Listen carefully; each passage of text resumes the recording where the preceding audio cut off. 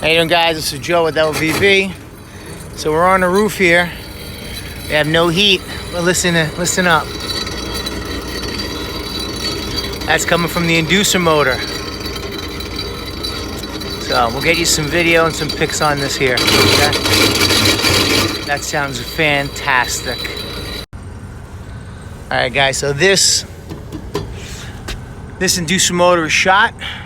Okay, that one's no good. You see the belt over here. That's really not doing much of anything. We have to tighten this up and then go from there. So we're gonna get ourselves a new Inducer motor, tighten the belt up, and we'll get you some more videos. All right. All right, guys. So we're gonna we just loosened up the two bolts right here. You'll see this moves back and forth. So we're gonna pull this back, get it nice and tight. So you have a little bit of a, see that's pretty good. It should go down like maybe a half an inch. We're gonna tighten this up so at least the fan and the fan belt are gonna be able to get the proper amount of CFMs into this place. All right, so that's problem one. We're gonna call up and get an Inducer motor next. All right, guys, so we have David taking out the Inducer assembly. You gotta take out all those bolts right there. 1, 2, 3, 4. Disconnect the vacuum tube. We're gonna disconnect the electrical lines. Take this out, replace it. This one seems like it was replaced before, so we're gonna keep that. In place, and we're gonna get another belt here. Even though it's tight, I'm not sure if you can see. See, there's cracks at the bottom, at the base right there. See, right down there. There you go. See, there's cracks all over. So we're gonna change the belt, change the Inducer. Hopefully we'll get this thing up and running. We'll be all set. All right, guys, so we have a new belt here. We have the new Inducer motor assembly. I'm gonna take this off and put it over here. David is loose, not too much, David, just a little bit. Okay? Do this side over here. You don't want to undo it too much.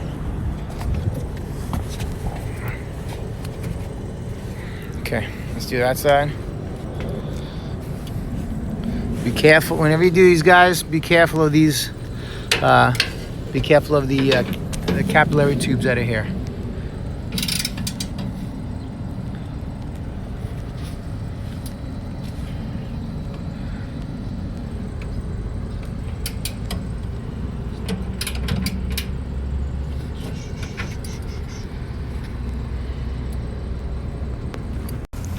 All right, guys, so we got this fan loose, see?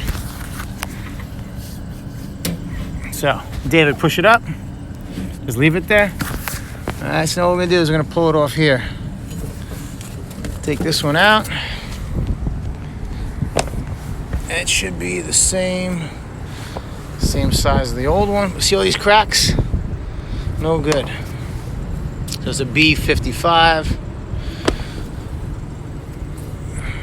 This is a B55. Come on. Right there. Code 1. Code 1, same one. So now when we put it on, watch over here, David. So what I'm gonna do is you push. You go here. Get it right on here. Right on the ring. Push it up. Like that. And then you can just hold on. There you go. And now that's it. Let it go. Okay, you're gonna keep pressure. I'm gonna pull it down. You're gonna tighten it, all right, David? And you want to have like a half an inch of. You don't want to over tighten, but you don't want to under tighten it either. Ready? Yep.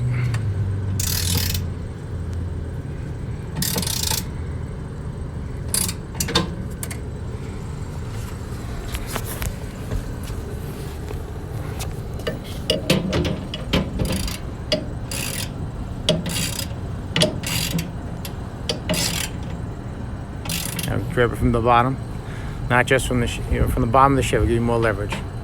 Good, that's good. All right, so now what you do here, that's the tension you want. All right, about an inch play, half an inch to an inch.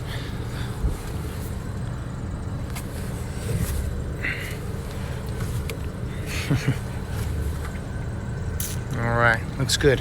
Now we're gonna take out the inducer motor, change that out, and be all set.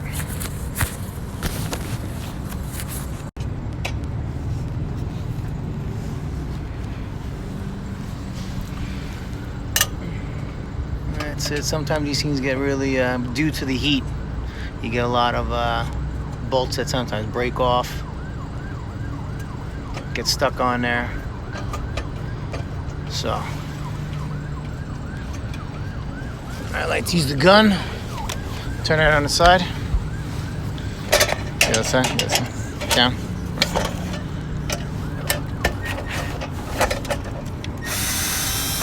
Take that off, turn it on its back. On its back. There you go. Hold it. There you go. Just slide that out, put the new one on just like that. See how it's all broken. So it's on the top of the unit. It was broken off like this here. I was just bouncing around.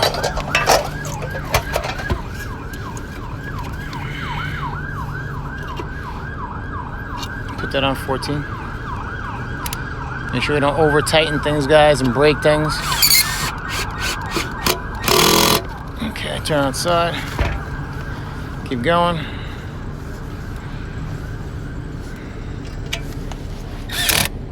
Back it up. Now go down, straight on. Go ahead. Go ahead, give it.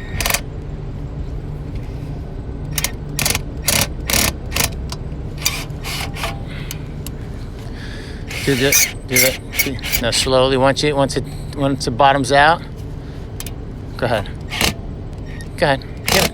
Good. Let's do this side.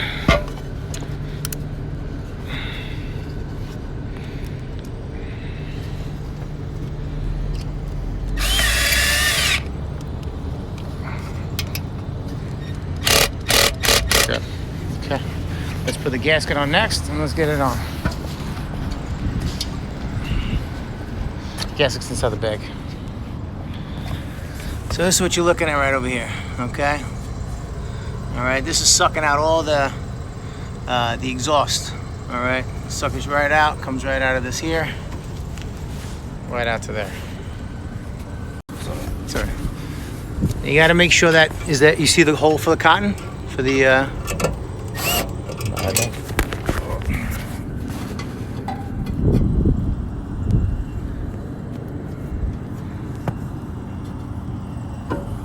you see the hole for it?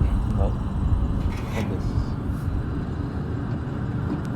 Alright. You just gotta line the holes up so that it doesn't leak. Need the extension. So now David has all the screws in there. All right, the insulation is properly on. So he's just gonna hunker each one down now. All right, you see that black and wire in the back? That black and white wire gets connected to those black ones down by the gas tube. Okay, that's for the pressure switch. We have to reconnect the pressure switch as well. That's that hanging orange tube. And be all set. So I'm gonna go here. This is gonna prove that the inducer motor's running. Okay.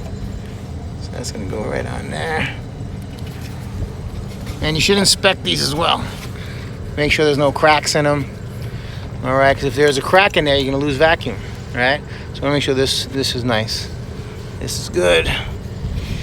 Okay, we're gonna put this black and white right over here to these, and be all set. Okay, so you got these all hunkered down, you got new insulation. We're gonna put the There you go. Dave's gonna put the insulation here so it doesn't come back on you. All right, just plug those two in there. Doesn't make a difference, guys, which way they're plugged in together, because it's basically the same line of electricity. It's a switch. It just proves that the switch is closing. The switch will close because this will create a vacuum.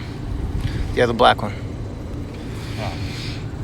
Okay, that's a normally open switch. It actually looks for it to be normally opened at the start of the machine, and then when it turns on, it looks for it to close.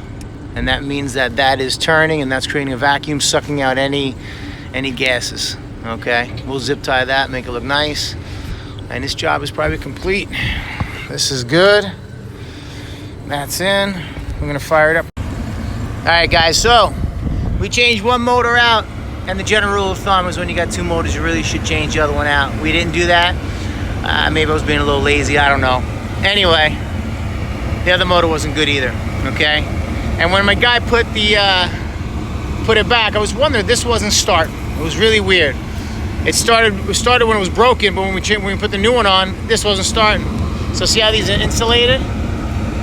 The spade jumped over it, so it was touching the insulation, not metal to metal. So this wasn't starting. So I was really concerned about that. And then I was looking around, and that's what I saw. So we put this back. Now this inducer motor starts. This inducer motor starts. Two brand new motors. Flame is rocking and rolling over there. Oh, look at that. It's flocking up. All right, nothing's rolling back. If it rolled back or you saw anything puffing back over here, you'd see that the heat exchanger was cracked and the blow would be blowing this flame back, but everything looks nice. Okay, job is done. 1, 2 inducer motors. We put this in line with the manometer. Okay, that's where you put a T right over here, and then you see that this thing is sucking. And if this is sucking and this is not closing, then that's bad. But there was nothing going on here. There was nothing going on here. I tested these with my manometer. These were fine. So no need to change out those, but bad. All is good now in the world of heating and air conditioning. And we're going on to the next job. All right, thanks for watching. If you like it, subscribe, and we'll throw out some more videos. All right, guys, take care. Enjoy.